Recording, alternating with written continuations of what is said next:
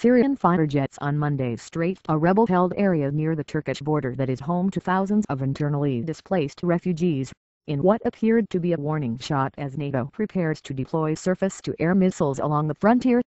Missiles struck the town of Adime just a couple of miles from the Turkish border, where a makeshift refugee camp in the surrounding hills harbors thousands of Syrians who were forced to flee their homes by the grinding 20-month-old conflict. The intended target appeared to be a base for rebel fighters who have been battling the Syrian government and military. The nearby village of Qad, also home to a large refugee population, and areas around the Bab al-Rawad border crossing, were also hit, according to opposition activists. The strikes were some of the closest to the northern border so far. They came as Turkey prepared to bring NATO officials to the area Tuesday to inspect possible locations for Patriot air defense missile batteries. Member states last week agreed to consider Turkey's requests to help secure the 560-mile border, and the alliance is expected to announce a formal decision on whether it will provide Patriot missiles to Turkey after surveying potential sites. Mustafa Sheikh, the leader of the rebels' main military council whose headquarters is in Adime, said by telephone that the Syrian strikes were intended to terrify refugees and local people. However, other activists said the strikes were apparently aimed at a military target. Both Turkey and NATO have made clear that the Patriot missile system would be purely defensive and would not be used to enforce a no-fly zone within Syria's borders, but Damascus has described the move as provocative. In the meantime, it is the ordinary Syrians who continue to bear the brunt of the conflict.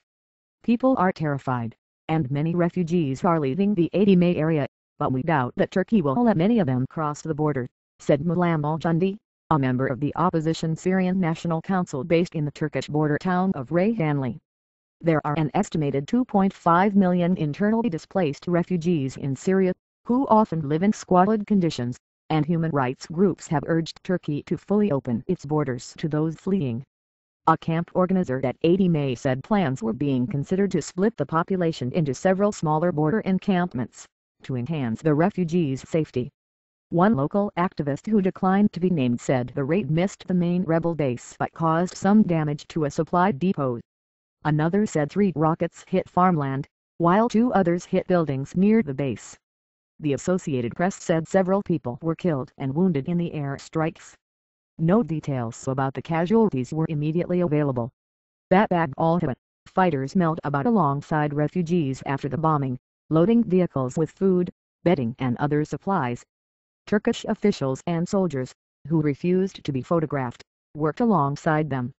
Bab al-Rawad is in an area that was essentially a no-man's land before the Syrian rebellion began last year, but is now rebel-held territory.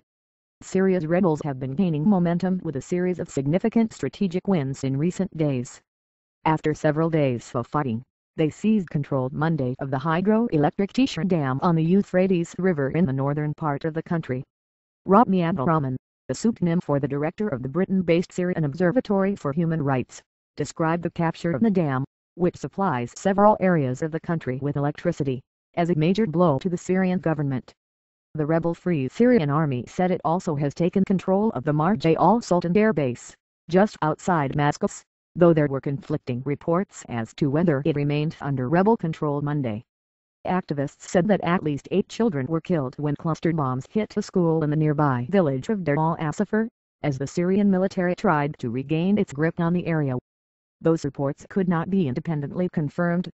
Justin Vila, on the Turkish side of the Turkey-Syria border at the Bab al-Rawad crossing, contributed to this report.